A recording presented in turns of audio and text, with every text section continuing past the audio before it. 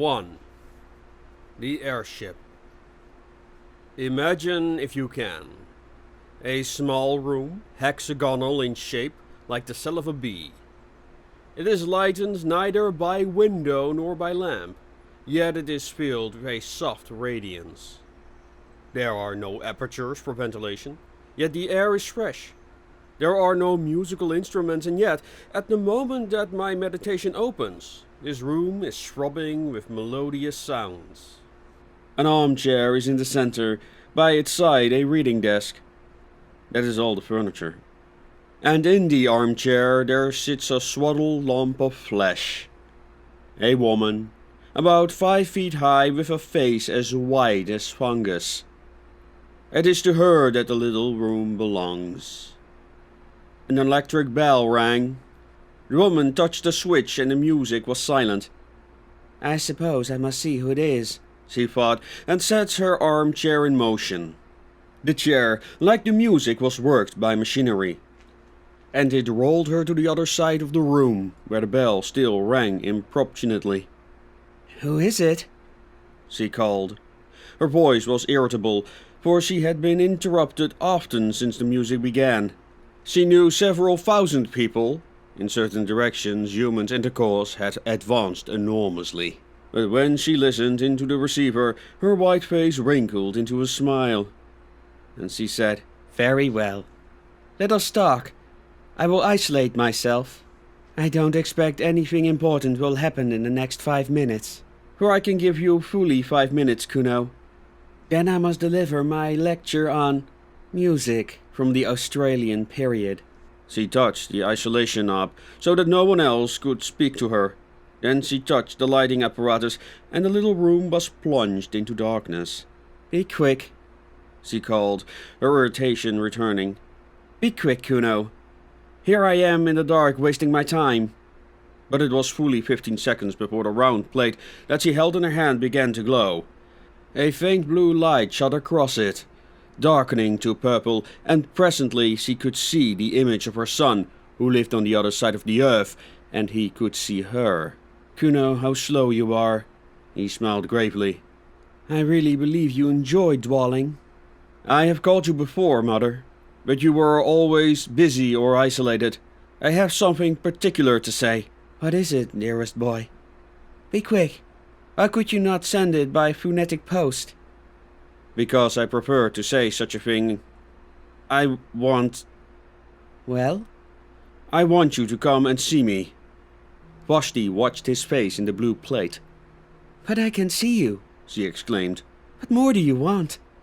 "I want you to see you not through the machine," said Kuno. "I want to speak to you not through the wearisome machine." "Oh, hush," said his mother, vaguely shocked. "You mustn't say anything against the machine." "Why not?" "One mustn't."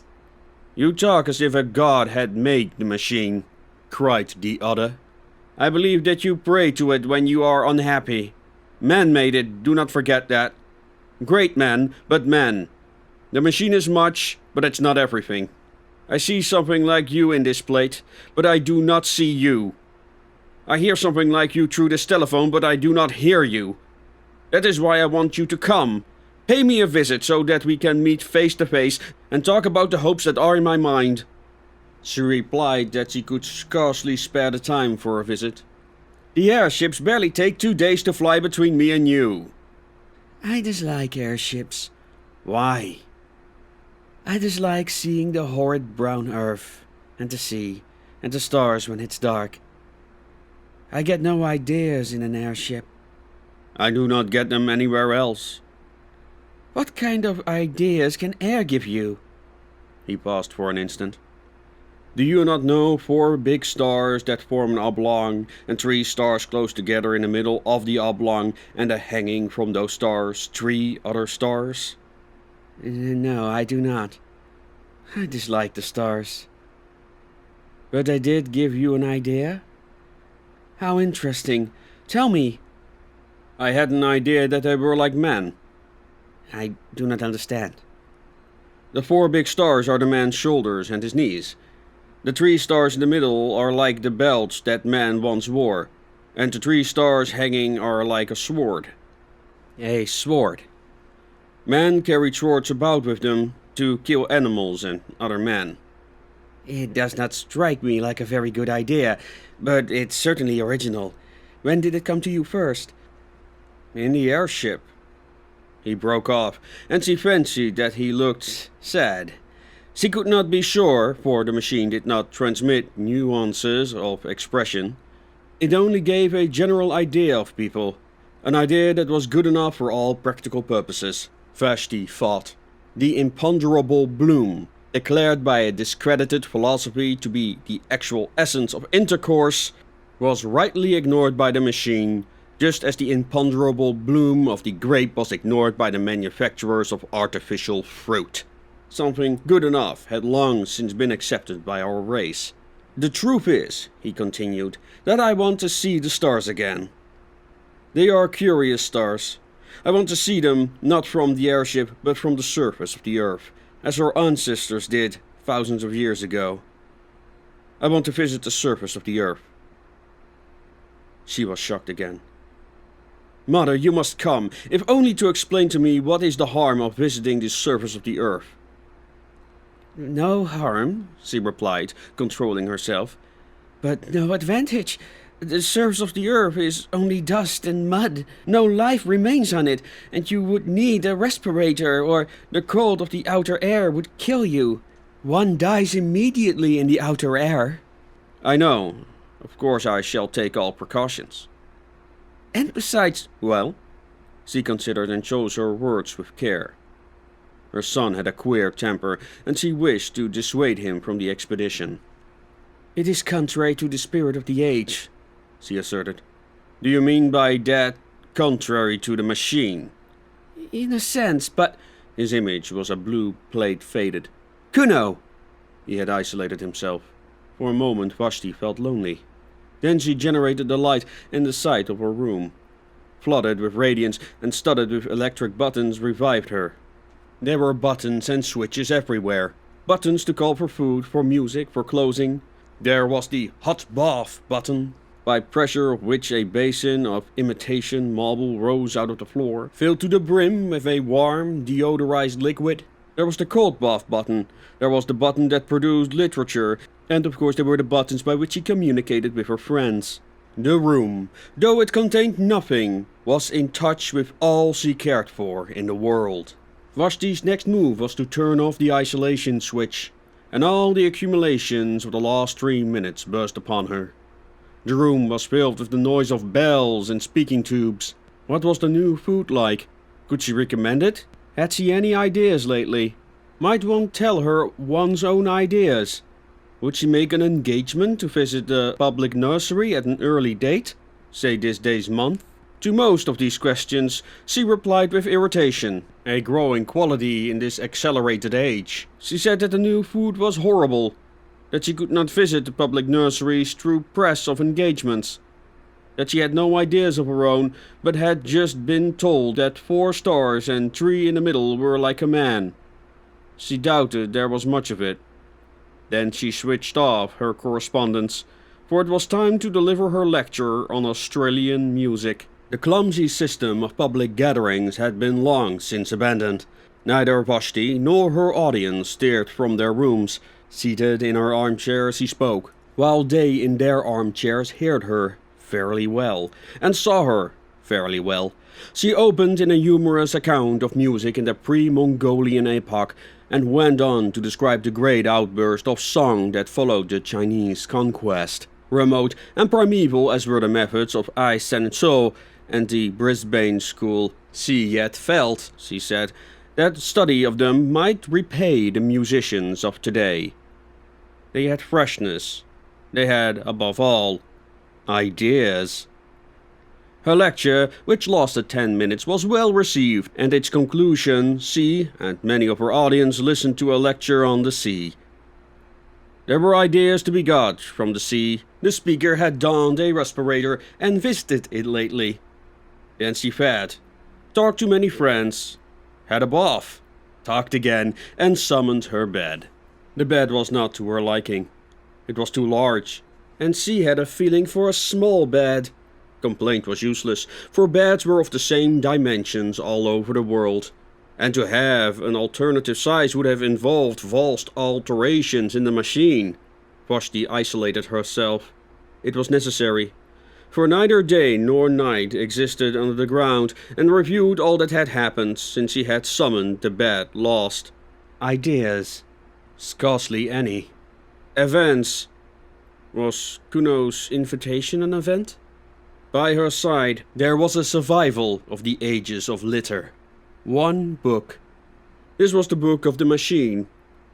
In it were instructions against every possible contingency. If she was hot or cold or dyspeptic or at a loss for words, she went to the book and it told her which buttons to press. The Central Committee published it. In accordance with a growing habit, it was richly bound. Sitting up in the bed, she took it reverently in her hands. She glanced round the glowing room, as if someone might be watching her. Then, half ashamed, half joyful, she murmured, "Oh, machine! Oh, machine!" and raised the volume to her lips. Thrice she kissed it. Thrice inclined her head. Thrice she felt the delirium of acquiescence. Her ritual performed, she turned to page 1367, which gave the times of departures of the airship from the island in the southern hemisphere under whose soil she lived, to the island in the northern hemisphere whereunder lived her son. She thought, "I have not the time." She made the room dark and slept. She awoke and made the room light. She ate and exchanged ideas with her friends, and listened to the music and attended lectures. She made the room dark and slept. Above her, beneath her, and around her the machine hummed eternally. She did not notice the noise, for she had been born with it in her ears. The earth carrying her hummed as it sped through the silence, turning her now to the invisible sun, now to the invisible stars. She awoke and made the room light. "Kuno!" "I will not talk to you," he answered, "until you come." "Have you not been to the surface of the earth since we spoke last?" His image faded. Again she consulted the book. She became very nervous, and laid back in her chair palpitating. Think of her as without teeth or hair. Presently she directed the chair to the wall and pressed the unfamiliar button. The wall swung apart slowly. Through the opening she saw a tunnel that curved slightly, so that its goal was not visible. Should she go to see her son? Here was the beginning of the journey. Of course she knew all about the communication system. There was nothing mysterious in it. She would summon a car, and it would fly with her down the tunnel until it reached the lift that communicated with the airship station. The system had been in use for many, many years, long before the universal establishment of the machine. And of course he had studied the civilization that had immediately preceded her own, the civilization that had mistaken the function of the system and had used it for bringing people to things instead of bringing things to the people. Those funny old days, when men went to change of air instead of changing the air in their rooms. And yet she was frightened of the tunnel. She had not seen it since her last child was born. It curved, but not quite as she remembered. It was brilliant, but not quite as brilliant as a lecturer had suggested. Vashti had seized with the terrors of direct experience. She shrank back into the room, and the walls closed up again. "Kuno," she said, "I cannot come to see you. I'm not well." Immediately, an enormous apparatus fell onto her out of the ceiling. A thermometer was automatically laid upon her heart. She lay powerless. Cool pads soothed her forehead. Kuno had telegraphed to her doctor. So the human passion still blundered up and down in the machine. Vashti drank the medicine that the doctor had projected into her mouth, and the machine retired into the ceiling. The voice of Kuno was heard asking how she felt. "Better." Then, with irritation, "But why don't you not come to me instead?" "Because I cannot leave this place. "Why?" Because any moment, something tremendous might happen." Have you been on the surface of the earth yet? Not yet. And what is it? I will not tell you through the machine. She resumed her life. But she thought of Kuno as a baby, his birth, his removal to the public nurseries, her own visit to him there, his visits to her, visits which stopped when the machine had assigned him a room on the other side of the earth. Parents' duty of, said the book of the machine, cease at the moment of birth. 3.422327483. True, but there was something special about Kuno. Indeed, there had been something special about her children, and after all she must brave the journey if he desired it. And something tremendous might happen. What did that mean? The nonsense of a youthful man, no doubt, but she must go. Again she pressed the unfamiliar button. Again the wall swung back, and she saw the tunnel that curved out of sight. Clasping the book, she rose, tottered onto the platform, and summoned the car. Her room closed behind her. The journey to the northern hemisphere had begun. Of course it was perfectly easy. The car approached, and in it she found armchairs exactly like her own. When she signaled, it stopped, and she tottered into the lift. One other passenger was in the lift, the first fellow creature she had seen face to face for months. Few travelled in these days, for thanks to the advances of science, the earth was exactly alike all over. Rapid intercourse, from which the previous civilization had hoped so much, had ended by defeating itself. What was the good of going to Peking when it was alike in Shrewsbury? Why return to Shrewsbury when it would be all alike in Peking? Men seldom moved their bodies.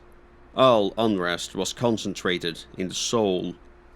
The airship service was a relic from a former age. It was kept up because it was easier to keep it up than to stop or diminish it. But now it far exceeded the wants of the population. Vessel after vessel would rise from the vomitories of Rye or of Christchurch, I use the antique names here, would sail into the crowded sky and would drawn up the wharves of the south, empty. So nicely adjusted was the system, so independent of meteorology, that the sky, whether calm or cloudy, resembled a vast kaleidoscope whereon the same patterns periodically recurred. The ship on which Vasti sailed started now at sunset, now at dawn, but always it passed above Rheims. It would neighbor the ships that served between Helensburgh and the Brazils, and every third time it surmounted the Alps. The fleet of Palermo would cross its tracks behind. Night and day, wind and storm, tide and earthquake impeded man no longer. He had harnessed Leviathan. All the old literature, with its praise of nature and its fear of nature, rang fells like the prattle of a child. Yet as Vashti saw the vast flank of the ship, stained with exposure to the outer air, her horror of direct experience returned. It was not quite like the airship in the cinematophote. For one thing, it smelled. Not strongly or unpleasantly, but it did smell, and with her eyes shut she should have known that the new thing was close to her.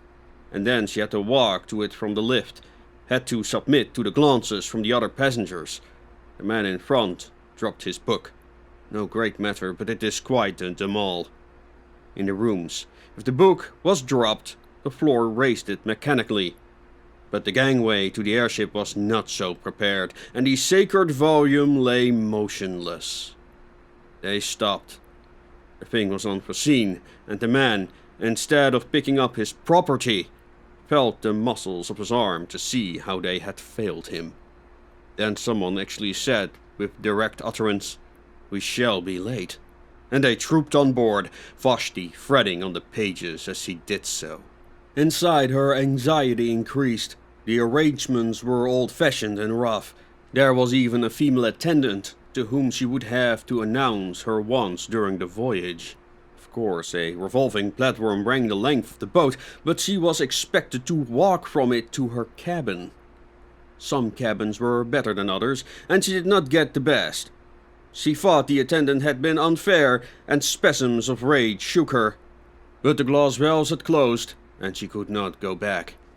She saw, at the end of the vestibule, the lift in which she had ascended going quietly up and down, empty.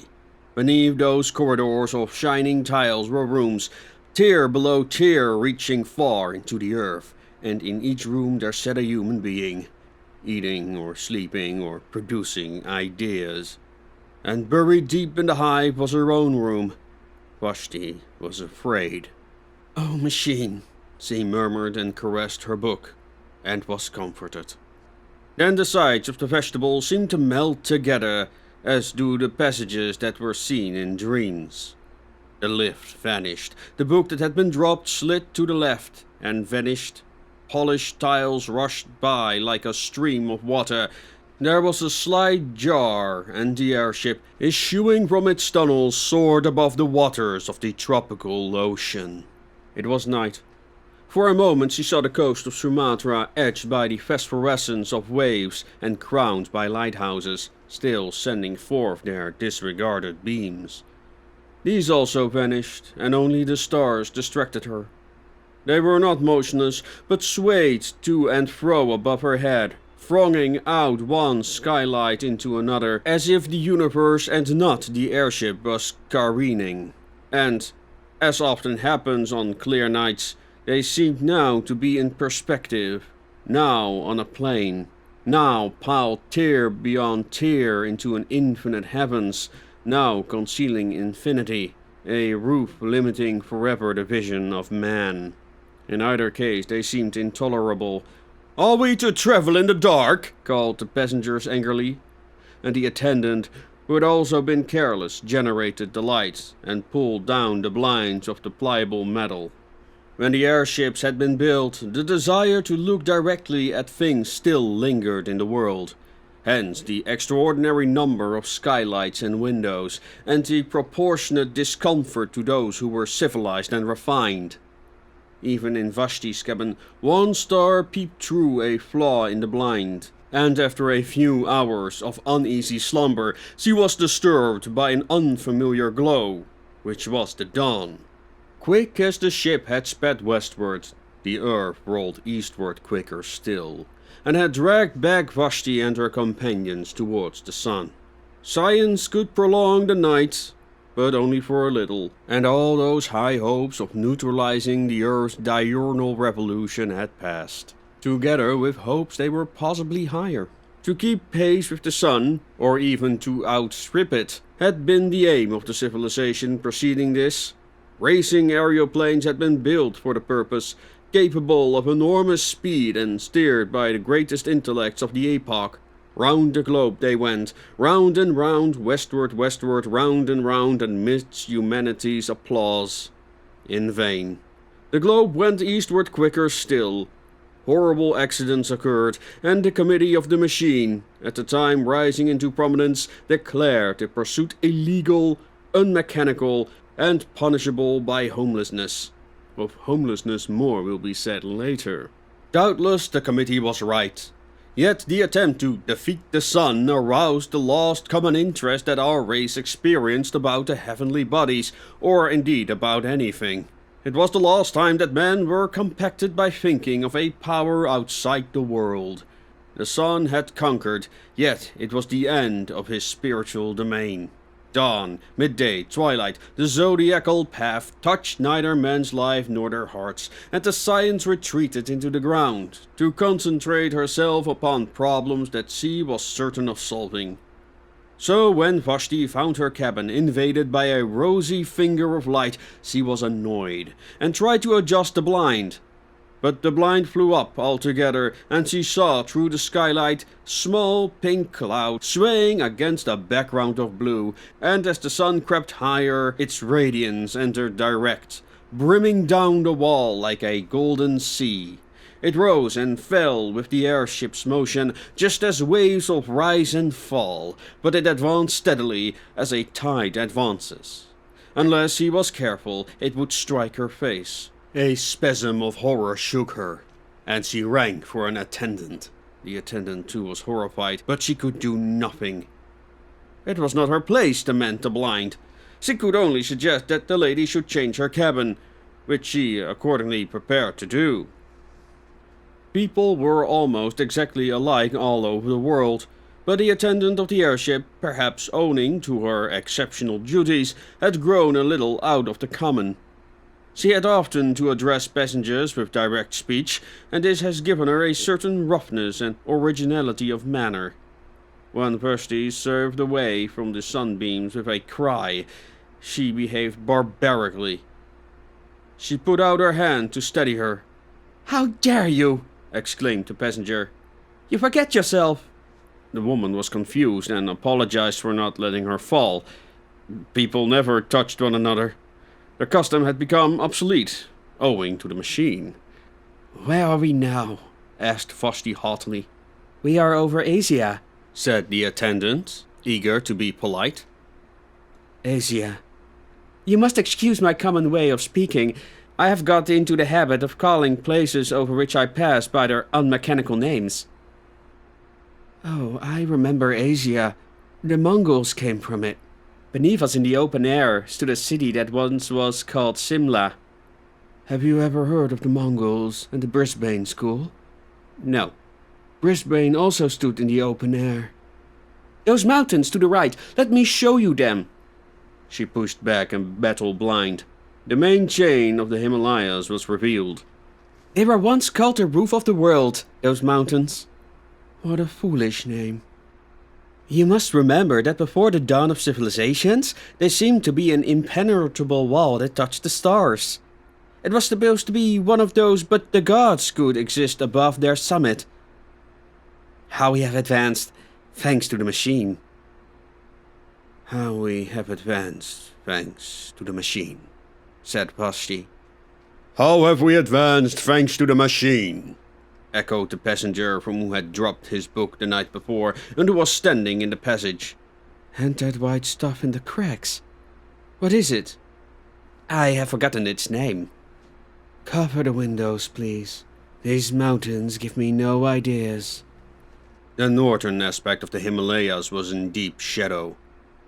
On the Indian slope of the sun had just prevailed. The forest had been destroyed during the literature epoch for the purpose of making newspaper pulp, but the snow were awakening to their morning glory, and clouds still hung on the breasts of Kinchinjunga, and the plains were seen in the ruins of the cities, with diminished rivers creeping by their walls. And by the sides of these were sometimes the signs of vomitories, marking the cities of today. Over the whole prospect, airships rushed, crossing the intercrossing with incredible aplomb, and rising nonchalantly when they desired to escape the perpetuations of the lower atmosphere and to traverse the roof of the world. "We have indeed advanced thanks to the machine," repeated the attendant, and hid the Himalayas behind the metal blind. The day dragged wearily forward. The passengers sat each in his cabin, avoiding one another with an almost physical repulsion and longing to be once more under the surface of the earth. There were 8 or 10 of them, mostly young males, sent out from the public nurseries to inhabit the rooms of those who had died in various parts of the earth. The man who had dropped his book was on the homeward journey. He had been sent to Sumatra for the purpose of propagating the race. Vashti alone was traveling by her private will. At midday, she took a second glance at the earth. The airship was crossing another range of mountains, but she could see little, owing to clouds. Masses of black rock hovered below her and merged indistinctively into grey. Their shapes were fantastic. One of them resembled a prostrate man. "No ideas here," murmured Vashti, and hid the Caucasus behind a metal blind. In the evening, she looked again. They were crossing a golden sea in which lay many small islands and one peninsula. She repeated, "No ideas here," and hid Greece behind a metal blind. 2. The mending apparatus. By a vestibule, by a lift, by a tubular railway, by a platform, by a sliding door, by reversing all the steps of her departure did Vashti arrive at her son's room. which exactly resembled her own. She might well declare that the visit was superfluous. The buttons, the knobs, the reading desk with the book, the temperature, the atmosphere, the illumination, all were exactly the same. And if Kuno himself, flesh of her flesh, stood close beside her at last, what profit was there in that? She was too well bred to shake him by the hand. Averting her eyes, she spoke as follows. "Here I am. I've had the most terrible journey, and greatly retarded the development of my soul. It's not worth it, Kuno, it's not worth it. My time is too precious, the sunlight almost touched me, and I have met with the rudest people. I can only stop a few minutes. Say what you want to say, and then I must return." "I have been threatened with homelessness," said Kuno. She looked at him now. "I have been threatened with homelessness, and I could not tell you such a thing through the machine. Homelessness means death. The victim is exposed to the air, which kills him. I've been outside since I spoke to you last. A tremendous thing has happened, and they have discovered me." "But why shouldn't you go outside?" she exclaimed. "It's perfectly legal, perfectly mechanical, to visit the surface of the earth. I've lately been to a lecture on the sea. There's no objection to that. One simply summons a respirator and gets an aggression permit. It is not like the kind of thing that spiritually minded people do, and I begged you not to do it, but there is no legal objection to it." "I did not get an aggression permit." "Then how did you get out?" "I found a way on my own." The phrase conveyed no meaning to her, and he had to repeat it. "A way on your own," she whispered. "But that would be wrong." "Why?" The question shocked her beyond measure. "You are beginning to worship the machine," he said coldly. "You think it irreligious of me to have found out a way of my own. And that's just what the committee thought, when they threatened me with homelessness." At this he grew angry. "I worship nothing," she cried. "I am most advanced. I don't think you're irreligious, for there is no such thing as religion left. All the fear and the superstition that existed once has been destroyed by the machine. I only meant that to find a way out on your own was... Besides, there is no new way out." "So it is always supposed." "Except through vomitories, for which one must have an aggression permit. It is impossible to get out. The book says so." "Well, the book is wrong, for I have been out on my own feet." For Kuno was possessed of a certain physical strength. By these days it was a dermot to be muscular. Each infant was examined at birth, and all whom promised undue strength were destroyed. Humanitarianism may protest, but it would have been no true kindness to let an athlete live. He would have never been happy in that state of life to which the machine had called him. He would have yearned for trees to climb, rivers to bathe in, meadows and hills against which he might have to measure his body. Man must be adapted to his surroundings, must he not? In the dawn of the world or weekly must be exposed on Mount Taygetus.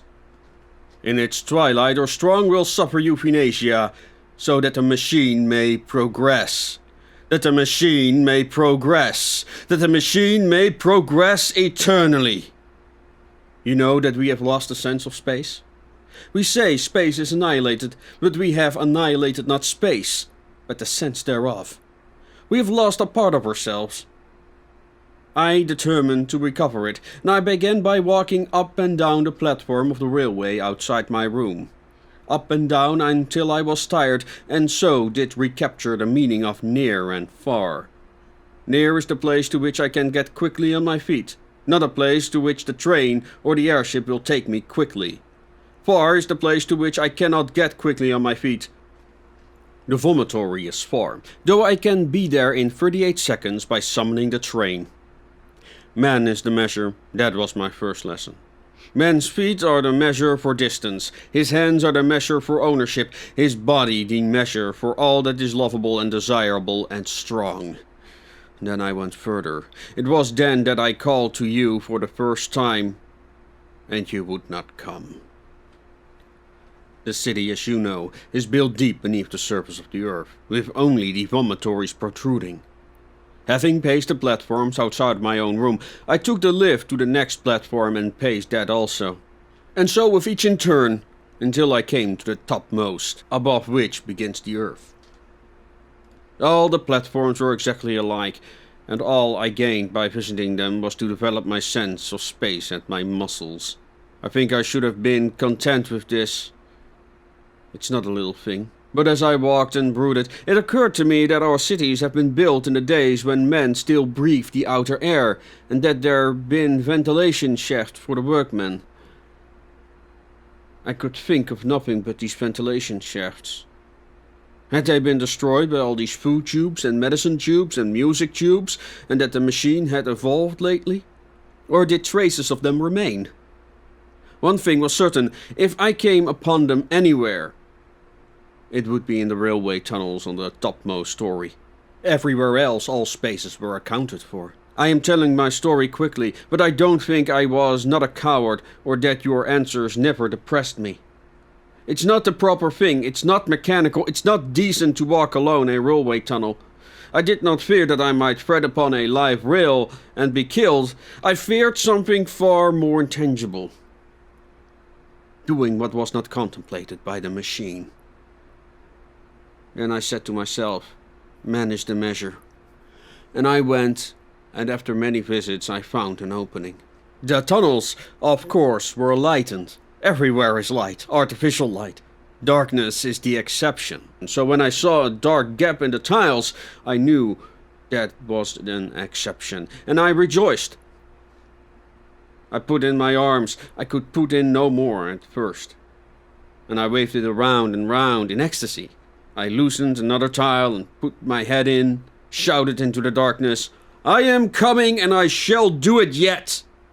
And my voice reverberated down endless passages. I seemed to hear the spirits of those dead workmen who had returned each evening to the starlight and to their wives. And all those generations who had lived in the open air called back to me, "You will do it yet! You are coming!"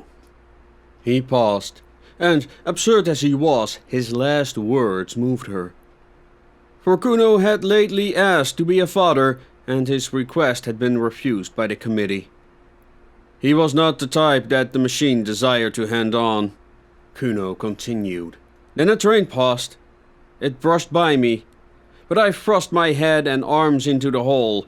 I had done enough for one day, so I crawled back to the platform, went down in the lift, and summoned my bed. Ah, what dreams! And again I called you, and again you refused. She shook her head and said, Don't talk of these terrible things. You make us miserable. You're throwing civilization away. But I had got back the sense of space, and a man cannot rest then. I'm determined to get in that hole and climb the shaft. And so I exercised my arms. Day after day I went through ridiculous movements until my flesh ached, and I could hang by my hands and hold the pillow of my bed outstretched for many minutes. Then I summoned a respirator and started. It was easy at first. The mortar had somehow rotted, and I soon pushed some more tiles in, and clambered after them into the darkness. And the spirits of the dead comforted me. I don't know what I mean by that. I just say what I felt. I felt, for the first time, that a protest that had been lodged against corruption, and that even as the dead were comforting me, so was I comforting the unborn. I felt that humanity existed, and that it existed without clothes. How can I possibly explain this? It was naked. Humanity seemed naked. And all those tubes and buttons and machineries neither came into the world with us, nor will they follow us out, nor do they matter supremely while we are here. Had I been strong, I would have been torn off every garment I had and gone out into the outer air unswaddled. But this is not for me, nor perhaps for my generation. I climbed with my respirator and my hygienic clothes and my dietetic tabloids. Better dust than none at all. There was a ladder, made of some primeval metal, The light from the railway fell upon its lowest rungs, and I saw it led straight upward out of the rubble at the bottom of the shaft. Perhaps our ancestors ran up and down it 12 times daily in their building. As I climbed, the rough edges cut through my gloves so my hands bled. The light helped me for a little, and then came darkness and, worse still, a silence that pierced my ears like swords. The machine hums. Did you know that? It hums, penetrates our blood, and may even guide our thoughts. Who knows? I was getting beyond its power. Then I thought, this silence means that I'm doing wrong. But I heard voices in the silence, and again they strengthened me. Kuno laughed. I had need of them. The next moment I cracked my head against something. Vashti sighed. I had reached one of those pneumatic stoppers that defend us from the outer air. You may have noticed them on the airship. Pitch dark, my feet on the rung of an invisible ladder, my hands cut. I cannot explain how I lived through this part, but the voices still comforted me, and I felt for fastings. The stoppers, I suppose, was about 8 feet across. I passed my hands over it as far as I could reach. It was perfectly smooth. I felt it almost to the center. Not quite the center, for my arm was too short. And then the voice said, "Jump! It is worth it. There may be a handle in the center, and you may catch hold of it, and so come to us your own way. And if there is no handle, so that you may fall and are dashed to pieces, it is still worth it.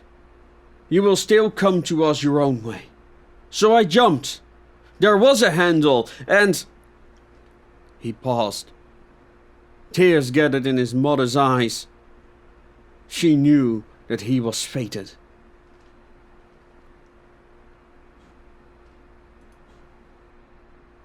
He paused.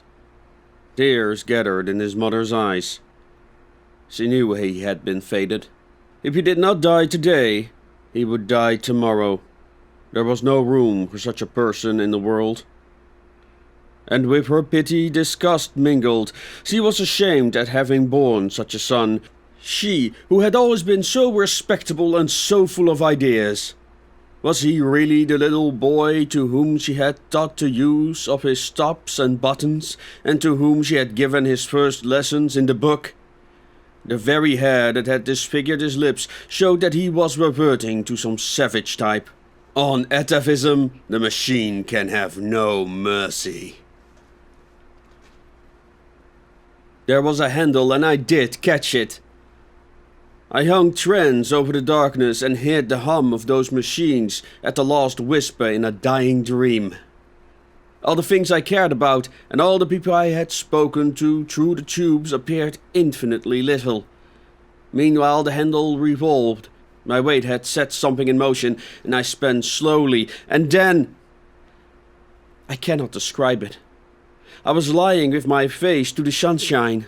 Blood poured from my nose and ears, and I heard a tremendous roaring. The stopper, with me clinging to it, had simply been blown out of the earth, and the air that we make down here was escaping through the vents into the air above. It burst up like a fountain. I crawled back to it, for the upper air hurts, and as if it were water, I took great sips from the edge. My respirator had flown goodness knows where. My clothes were torn. I just lay with my lips close to the hole, and I sipped until the bleeding stopped. I can imagine nothing so curious. This hollow in the grass. I will speak of it in a minute. The sun shining into it, not brilliantly, but through marbled clouds. The peace, the nonchalance, the sense of space, and brushing my cheeks, the roaring of the fountain of the artificial air. Soon I spied my respirator, bobbing up and down in the current high above my head. And higher still were many airships. But no one ever looks out from airships. And in any case they could not have picked me up. So there I was, stranded. The sun shone a little down the shaft and revealed the topmost rung of the ladder, but I was hopelessly trying to reach it. I should either have tossed up again by the escape, or else have fallen in and died. I could only lie on the grass, sipping and from time to time glancing around me. I knew that I was in Wessex, for I had taken care to go to a lecture on the subject before starting. Wessex lies above the room in which we are talking now. It was once an important state. Its kings held all the southern coasts from Androswald to Cornwall, while the Wandesdijk protected them on the north, running over the high ground. The lecturer was only concerned with the rise of Wessex, so I do not know how long it remained an international power. Nor would the knowledge have assisted me.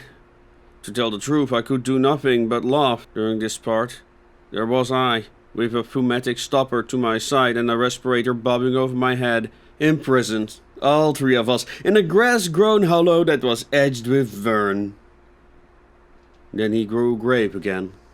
Luckily for me it was a hollow, for the air began to fall back into it and to fill it as a water fills a bowl.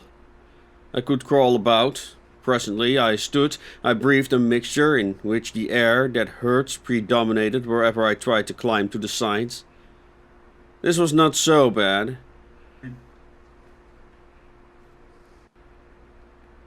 I had not lost my tabloids and remained ridiculously cheerful, and as for the machine, I forgot about it altogether. My one aim was now to get to the top, where the ferns were, and to view whatever objects lay beyond. I rushed the slope. The new air was still too bitter for me, and I came rolling back, after a momentary vision of something grey. The sun grew very feeble, and I remembered that he was in Scorpio. I had been to a lecture on that too. If the sun was in Scorpio, and you are in Wessex, that means you must be as quick as you can, or it will get too dark. This is the first bit of useful information I've ever got from a lecture, and I expect it will be the last. It made me try frantically to breathe the new air, and to advance as far as I dared out of my pond. The hollow filled so slowly. At times I thought the fountain planed with less vigor. My respirator seemed to dance nearer the earth. The roar was decreasing. He broke off. I don't think this is interesting to you. The rest will interest you even less. There are no ideas in it, and I wish that I had not troubled you to come. We are too different, Mother. She told him to continue. It was evening before I climbed the bank. The sun had very nearly slipped out of the sky by the time, and I could not get a good view. You, who have just crossed the roof of the world, will not want to hear an account of the little hills that I saw. Low, colourless hills. But to me they were living, and the turf that covered them was like a skin, under which their muscles rimpled, and I felt that those hills had called with incalculable force to men in the past, and that dead men had loved them. Now they sleep, perhaps forever. They commune with humanity in dreams. Happy the man, happy the woman who awakes the hill of Wessex, for though they sleep, they will never die. His voice rose passionately. Can you not see, can all you lecturers see, that it is we who are dying, and that down here the only thing that really lives is the machine? We created a machine to do our will, but we cannot make it do our will now. It has robbed us of a sense of space and of a sense of touch. It has blurred every human relation and narrowed down love to a carnal act. It has paralyzed our bodies and our wills, and now it compels us to worship it. The machine develops, but not on our lines. The machine proceeds, but not to our goal. We only exist as the blood corpuscles that course through its arteries, and if it could work without us, it would let us die. Oh, I have no remedy, or at least only one. To tell men again and again that I have seen the hills of Wessex as Alfred saw them when he overthrew the Danes. So the sun set. I forgot to mention that a belt of mist lay between my hill and the other hills. and that it was the color of pearl." He broke off for a second time. "Go on," said his mother wearily. He shook his head.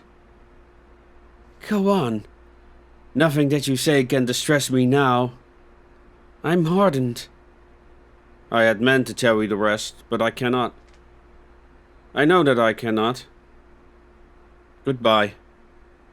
Vashti stood irresolute. All her nerves were tingling with his blasphemies, but she was so inquisitive. "This is unfair," she complained. "You have called me across the world to hear your story, and hear it I will. Tell me, for this is a disastrous waste of time. Tell me how you returned to civilization." "Oh, that," he said startlingly. "You would like to hear about civilization?" "Certainly. Had I got to where my respirator fell down?" "No, but I understand everything now. You put on your respirator and managed to walk among the surface of the earth to a vomitory, and there your conduct was reported to the Central Committee." "By no means." He passed his hand over his forehead, as if this spelled some strong impression. Then, resuming his narrative, he warmed to it again. "My respirator fell about sunset. I had mentioned the fountain seemed feebler, had I not?" "Yes." "About sunset it let the respirator fall. As I said, it hadn't entirely forgotten about the machine. I paid no great attention at the time, being occupied with other things. I had my pool of air, into which I could dip when the outer actinus became intolerable, and which would possibly remain for days, provided that no wind sprang up to disperse it. Not until it was too late I did realize what the stoppage of the escape implied. You see, the gap in the tunnel had been mended. The mending apparatus was after me. One other warning I had, but I neglected it. The sky at night was clearer than it had been in the day, and the moon, which was about half the sky behind the sun, shone into the dell at the moment quite brightly. I was in my usual place, on the boundary between the two atmospheres, when I thought I saw something dark move across the bottom of the dell and vanish into the shaft. I bent over and listened, and I thought I heard a faint scraping noise in the depths. At this, but it was too late, I took alarm. I determined to put on my respirator and walk right out of the dell, but my respirator had gone. I knew exactly where it had fallen, between the stopper and the aperture, and I could even feel the mark that it had made in the turf. It had gone, and I realized that something evil was at work. I had better escape to the other air, and, if I must, die. If I must die, die running toward the cloud that had been the color of a pearl. I never started. Out of the shaft, it is too horrible. A worm, a long white worm had crawled out of the shaft and was gliding over the moonlit grass. I screamed. I did everything that I should not have done. I stamped upon the creature instead of flying from it, and it was at once curled around the ankle. Then we fought.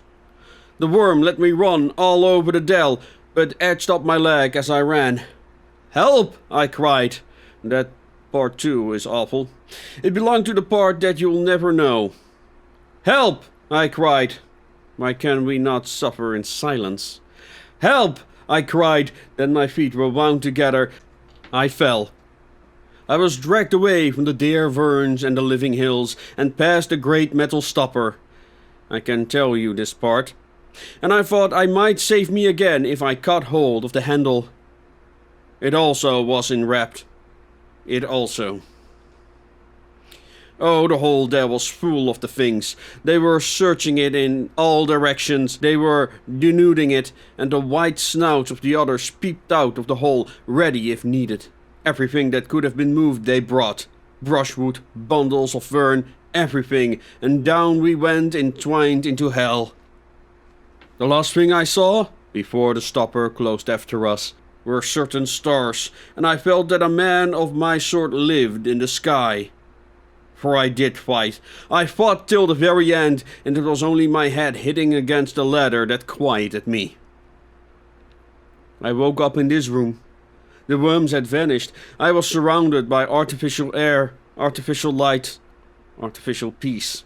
And my friends were calling me from down speaking tubes to know whether I had come across any new ideas lately.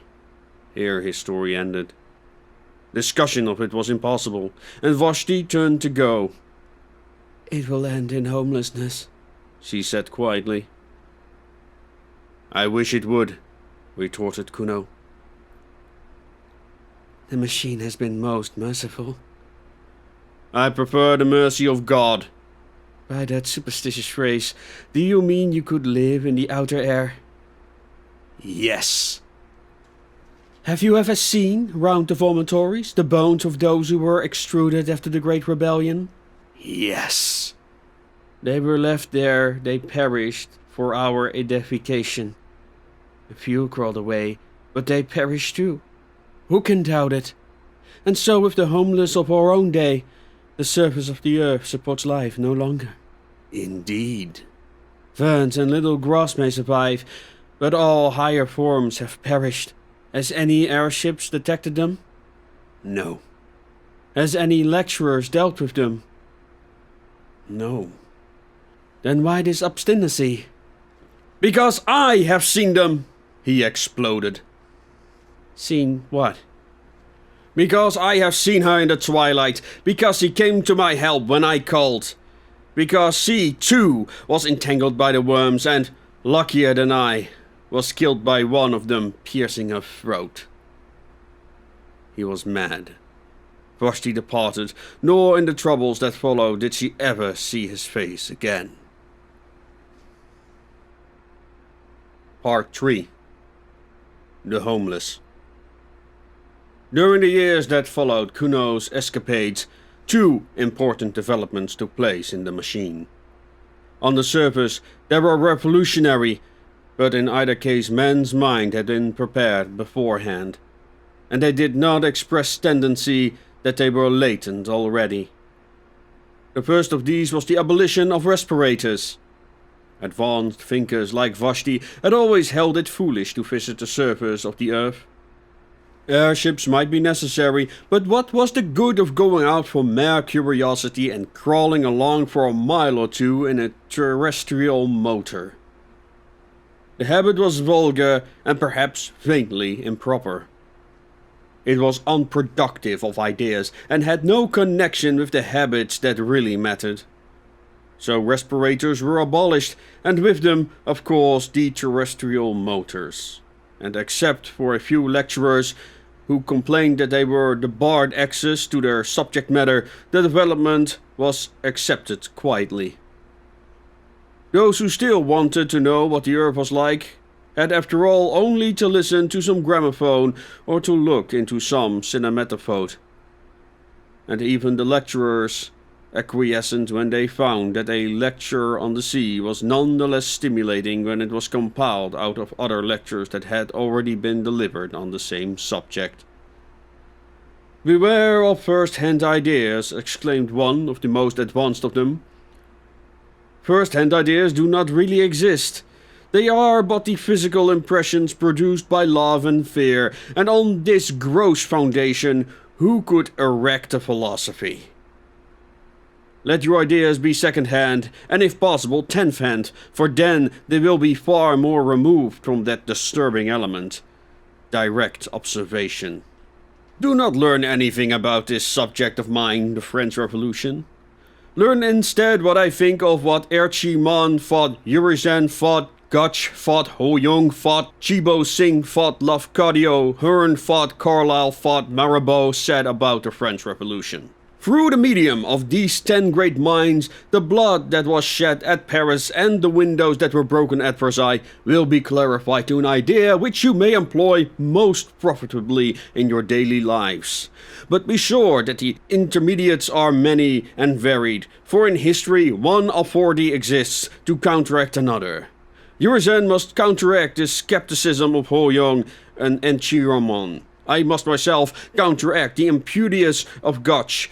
You who listen to me are in a better position to judge about the French Revolution than I am. Your descendants will be in an even better position than you, for they will learn what you, I think, and yet another intermediate will be added to the chain. And in time, his voice rose, there will come a generation that has gotten beyond facts, beyond impressions, a generation absolutely colorless, a generation seraphitically free from the taint of personality, which will see the French Revolution not as it happened, nor as they would like it to have happened, but as it would have happened had it taken place in the days of the machine. Tremendous applause greeted this lecture, which did not voice a feeling already latent in the minds of men. A feeling that terrestrial facts must be ignored and that the abolition of respirators was a positive gain. It was even suggested that airships should be abolished too, but this was not done, because the airships had somehow worked themselves into the machine system. But year by year they were used less, and mentioned less by thoughtful men. The second great development was the re-establishment of religion. This too had been voiced in his celebrated lecture. No one could mistake the reverent tone in which the preparation had concluded, and it awakened a responsive echo in the hearts of each. Those who had long worshipped silently now began to talk. They described the strange feeling of peace that comes over them when they handled the book of the machine. The pleasure it was to repeat certain numerals out of it, however little meaning to those numerals conveyed to the outward ear. The ecstasy of touching a button, however unimportant, or of ringing in an electric bell, however superfluously. The machine, they exclaimed, feed us and clothe us and house us. Though we speak to one another, though we see one another in it, we have our being. The machine is the friend of ideas and the enemy of superstition. The machine is omnipotent, eternal, blessed is the machine. And before long this elocution was printed on the first page of the book, and in subsequent editions the ritual swelled into a complicated system of praise and prayer. The word religion was sedulously avoided, and in theory the machine was still the creation and the implement of man, but in practice all, save a few retrogrades, worshipped it as divine. Nor was it worshipped in unity.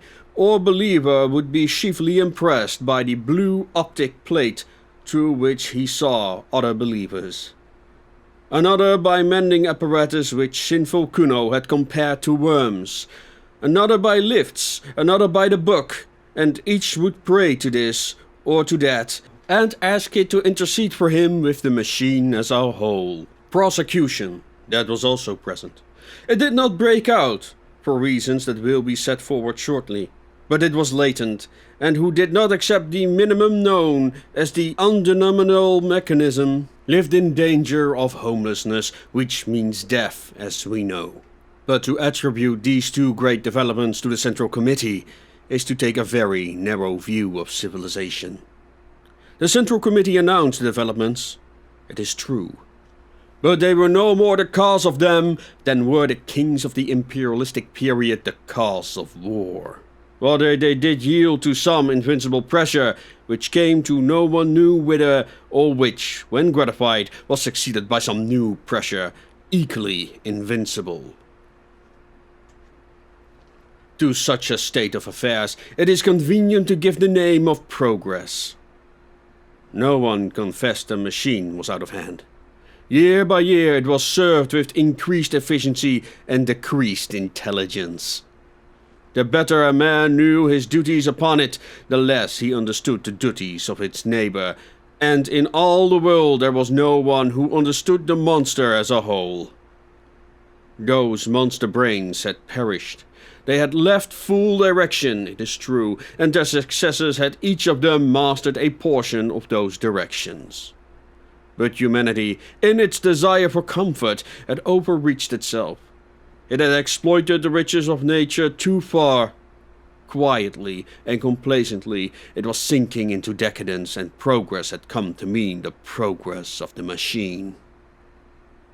As for Vashti, her life went peacefully forward until the final disaster. She made her room dark and slept.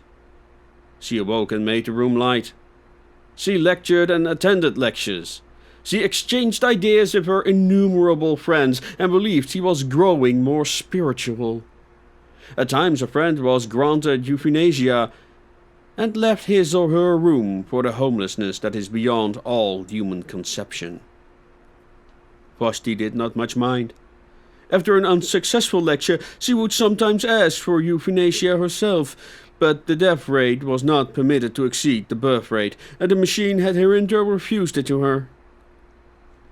The troubles had begun quietly, long before she was conscious of them. One day she was astonished at receiving a message from her son. They never communicated, having nothing in common, and she had only heard indirectly that he was still alive, and had been transferred from the northern hemisphere, where he had behaved so mischievously, to the southern, indeed to a room not that far from her own. Does he want me to visit him? She thought. Never again, never. I will have not the time. No, it was madness of another kind. He refused to visualize his face upon the blue plate, and speaking out of the darkness with solemn said, "The machine stops." What do you say? The machine is stopping. I know it. I know the signs. She burst into a peal of laughter. He heard her and was angry, and they spoke no more. Can you imagine anything more absurd? She cried to a friend. A man who has my son believes that the machine is stopping. It would be impious if it was not mad. The machine is stopping? Her friend replied. What does that mean? The phrase conveys nothing to me. Nor to me.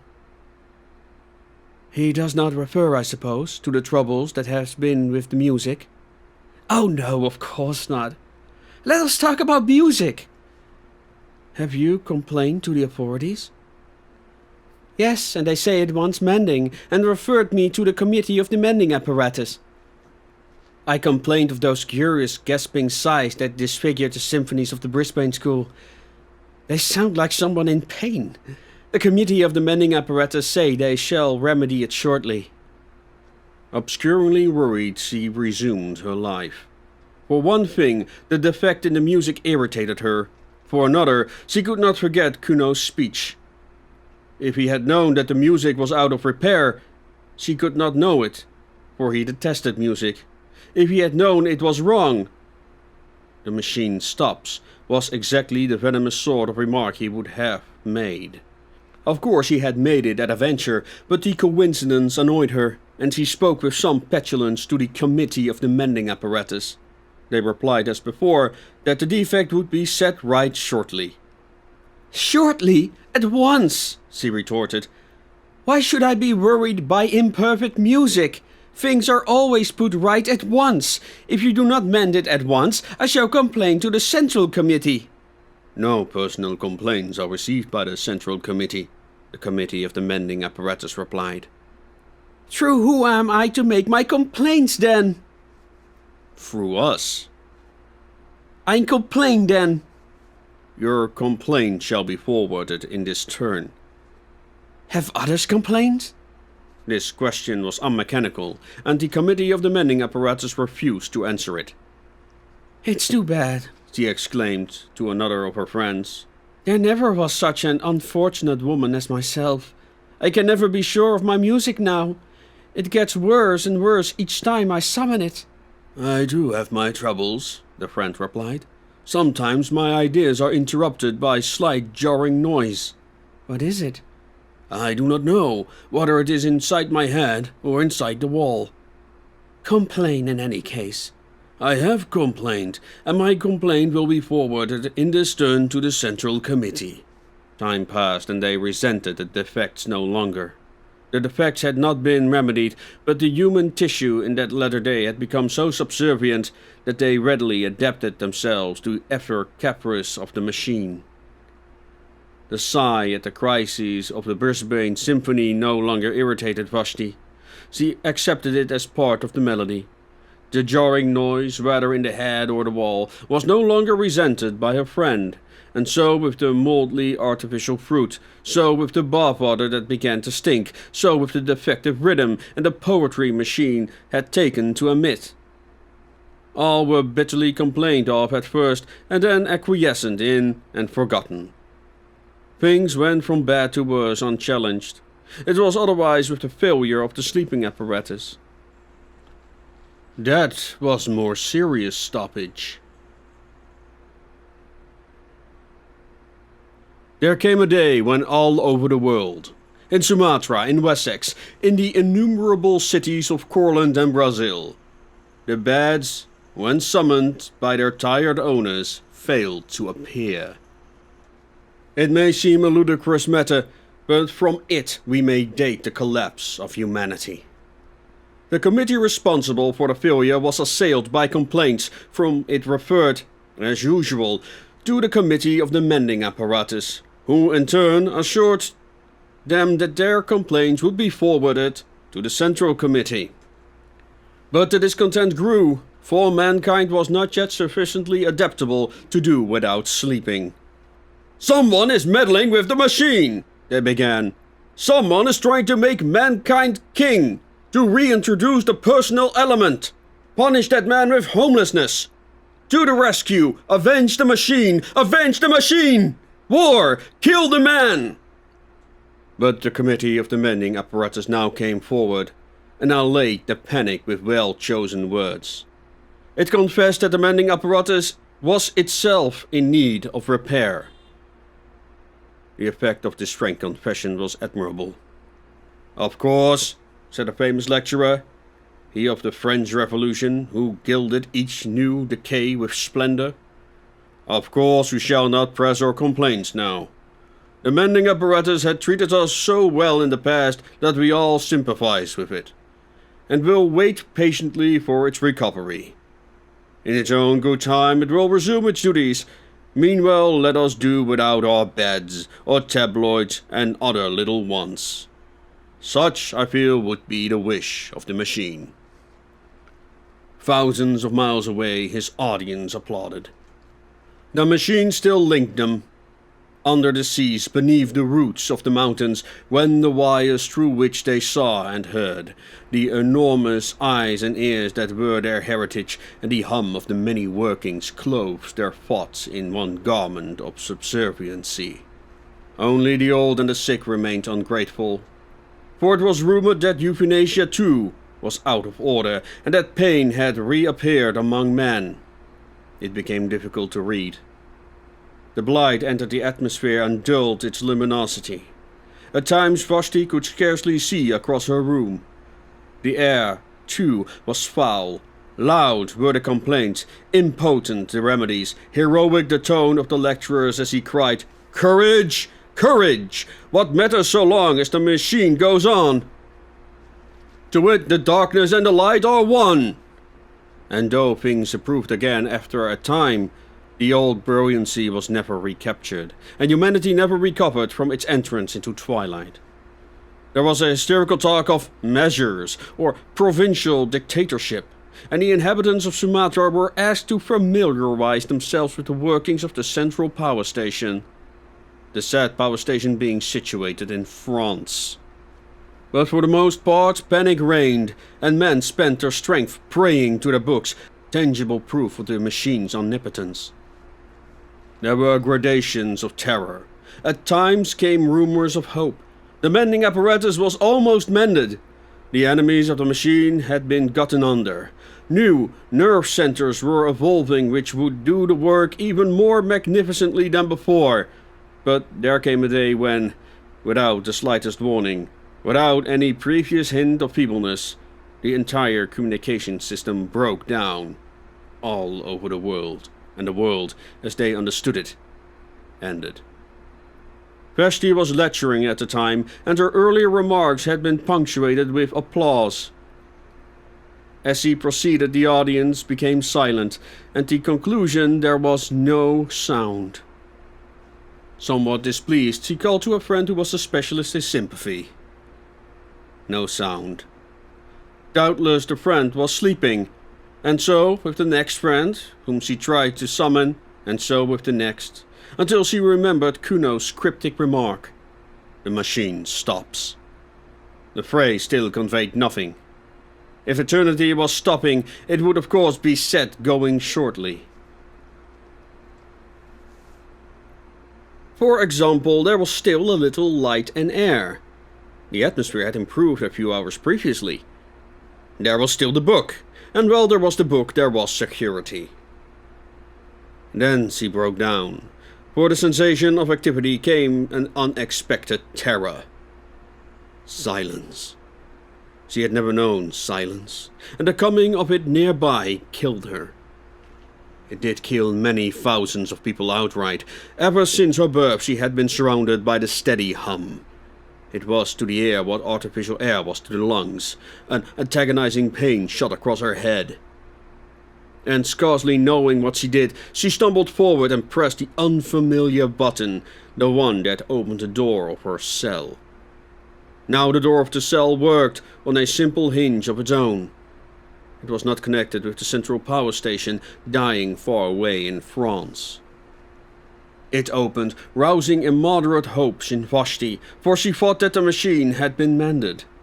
It opened and she saw the dim tunnel that curved far away toward freedom. One look, and then she shrank back, for the tunnel was full of people. She was almost the last one in that city who had taken alarm. People at any time repelled her, and these were her nightmares from her worst dreams. People were crawling about. People were screaming, whimpering, gasping for breath, touching each other, vanishing in the dark, and even Anand being pushed away off the platform onto the live rail. Some were fighting round to electric bells, trying to summon trains which could not be summoned. Others were yelling for euthanasia or for respirators, or blaspheming the machine. Others stood at the door of their cells, fearing, like herself, either to step back in them or leave them. And behind all that uproar was silence. The silence which is the voice of Earth and the generations who have gone. No. It was worse than solitude. She closed the door again and sat down to wait for the end. The disintegration went on, accompanied by horrible cracks and rumbling. The valves that restrained the medical apparatus must have been weakening, for it ruptured and hung hideously from the ceiling. The floor heaved and fell and flung her from the chair. A tube oozed toward her, serpent fashion. And the last of the final horrors approached. The light began to ebb, and she knew that civilization's long day was closing. She rolled about, praying to be saved for this, at any rate, kissing the book, pressing button after button. The uproar outside was increasing and even penetrated the wall. Slowly, the brilliancy of her cell was dimmed. The reflections faded from the mental switches. Now she could not see the reading stand. Now not the book, though she held it in her hand. Light flowed from the flights of sound. Air was flowing light, and the original void returned to the cavern from which it was so long been excluded. Vashti continued to whirl like the devotee of some earlier religion, screaming, praying, striking at the buttons with bleeding hands. It was thus that she opened her prison and escaped. Escaped in the spirit. At least so it seemed to me, my meditation closes. That she escaped in the body, I cannot perceive that. She struck, by chance, the switch that released the door, and a rush of foul air on her skin. The loud throbbing whispers in her ear told her that she was facing the tunnel again, and that tremendous platform on which she had seen men fighting. They were not fighting now. Only the whispers remained, and the little whimpering groans. They were dying by the hundreds out in the dark. She burst into tears. Tears answered her. They wept for humanity. Those two, not for themselves. They would not bear that this should be the end. The silence was completed, and their hearts were opened, and they knew what had been important on the earth. Man, the flower of all flesh, the noblest of all creatures visible. Man who had once made God in their image, and had mirrored his strength on the constellations. Beautiful naked man was dying, strangled in the garments that he had woven. Century after century had been toiled, and here was his reward. Truly the garment had seemed heavenly at first, shot with colors of culture, sewn with the threads of self-denial, and heavenly it had been so long it was a garment and no more. Man could shed it at will, and live by the essence that is his soul, and the essence equally divine that is his body. The sin against the body. It was for that they wept in chief. The centuries of wrong against the muscle and the nerves, and those 5 portals by which we alone apprehended. Glossing it over with talk of evolution, until the body was a white pap, the home of ideas, as colorless, lost, sloshy stirring of a spirit that had gaped the stars. "Where are you?" she sobbed. His voice in the darkness said, "Here." "Is there any hope, Kuno?" "None for us." "Where are you?" She crawled over the bodies of the dead. His blood spurted over her hands. "Quicker!" he gasped. "I'm dying." "But we touch, we talk, not through the machine." He kissed her. "We have come back to our own. We die, but we have recaptured life as it was in Wessex, when Alfred overthrew the Danes. We know what they know outside, they who dwelt in the clouds. That is the color of pearl. But Kuno, is it true? Are there still men on the surface of the earth? Is this tunnel, this poisoned darkness, really not the end?" He replied, "I have seen them, spoken to them, loved them. They're hiding in the mist and the ferns until our civilization stops. Today they're the homeless. Tomorrow, oh, tomorrow, some fool will start the machine again. Tomorrow." "Never," said Kuno. "Never. Humanity has learned its lesson." As he spoke, the whole city was broken like a honeycomb. An airship sailed in through the vomitory into the ruined wharf. It crashed downward, exploding as it went, rendering the gallery after gallery with its wings of steel. For a moment they saw the nations of the dead, and, before they joined them, scraps of the untainted sky.